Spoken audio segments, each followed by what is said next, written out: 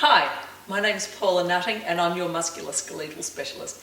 And today I'm going to start on a series of information techniques that we're going to see exactly what kind of stress that you're in, and if you're in a load of stress, how best to treat that. So today I've grabbed my friend Roz and she's going to help me do the assessment.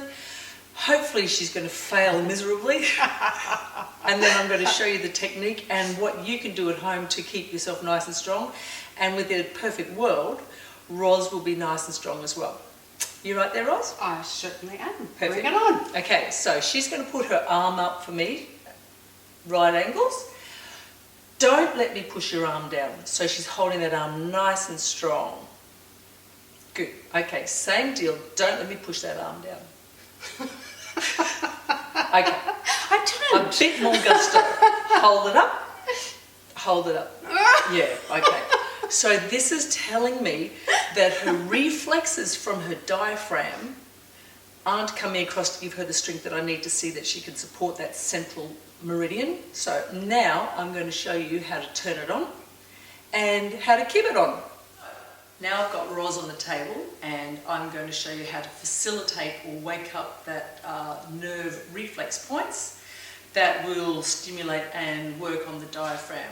Now the diaphragm is the top of our core, the stability that we need to keep our body nice and strong. If that doesn't work, we're then weak and loose everything from the diaphragm up, so complaints of neck and shoulder pains, headaches, etc. So that's why we really need to take focus on getting a good strong core. I'm going to be tapping or facilitating, waking up the little nerve reflexes, they're called Chapman's reflexes, and it's all the way down Roz's sternum. So we're going right down the sternal path, starting at the very top, that little point at the top, and all the way down to the zippy sternum. And we're tapping. Roz, any tenderness in that? No. No, so it's not supposed to be hard. I don't want you thinking that you're belting down to China. We're just waking it up.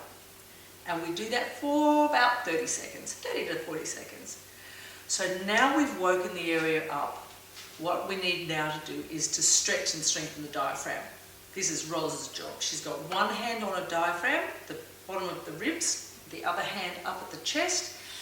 Now, this is the important part. It's breathing in through the nose, out through the mouth. Nice, big, deep diaphragm breaths means that nothing is coming to the top of the chest, but everything comes down to the belly. So you're going to take a breath in through your nose and out through the mouth. Okay. More relaxed, Roz. Try not to think too much here. Big breaths down. Perfect. That's better. And breathing out. So the more out, the more in. So big breath here and breathing out. So I'm looking to try to make sure I maybe press my hand on Roz at the top and tap this one. Up it comes. Good. Perfect world. She's dizzy as a top because we're getting more oxygen in the system. Yes? Yes. Second thing I listen for is gut sounds, because the gut sounds tell me that the diaphragm is massaging the intestines, and it also tells me that she's going from fright and flight, or the sympathetic nervous system, to the rest and digest, which is our parasympathetic nervous system. We've got 1 minute of that, or 10 breaths, and then we're going to relax, get her back off the table, and retest to see if she's any stronger.